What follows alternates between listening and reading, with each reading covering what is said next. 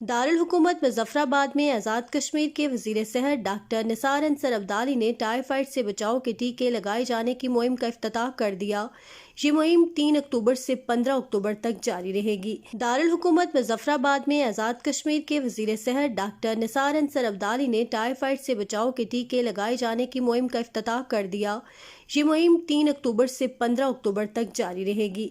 इस दौरान आज़ाद कश्मीर के 10 अजला की 82 यूनियन काउंसिल्स में 9 माह से 15 साल तक के 7,65,000 बच्चों को टाइफाइड से बचाव के टीके लगाए जाएंगे। मुहिम के इफ्तिताह के मौका पर टाइफाइड से बचाव के हवाले से आगाही के लिए सेमिनार का इनेकाद भी किया गया, जहां वज़ीर सेहत समेत महकमा सेहत के मुलाजमीन और दीगर शोबाए जिंदगी से ताल्लुक रखने वाले अफराद ने शिरकत की। वज़ीर सेहत डॉक्टर निसार अंसर अब्दाली ने सेमिनार से खिताब करते हुए कहा कि टाइफाइड से बचाव के लिए तमाम वालिदैन अपने बच्चों को करीबी वैक्सीनेशन सेंटर्स, स्कूल या फिर सरकारी मराकज़ से सेहत में लाकर टाइफाइड से बचाव के लिए टीके लगवाएं। टाइफाइड महलक मर्ज है जिस पर काफ़ी हद तक कंट्रोल हासिल कर लिया गया है। वालिदैन, अहल इलाका और तालीमी अदारे इस मुहिम को कामयाब बनाने के लिए महकमा सेहत आमा की टीम के साथ ताउन करें। सेमिनार से डॉक्टर फारूक सार, डॉक्टर सईद अवान और दीगर ने भी खिताब किया।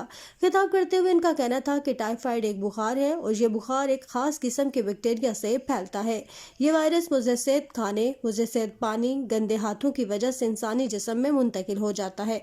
ताहम बर वक्त इलाज से इंसानी जान बच सकती है। फाइज़ा गिलानी, कंट्री न्यूज़, मुजफ्फराबाद।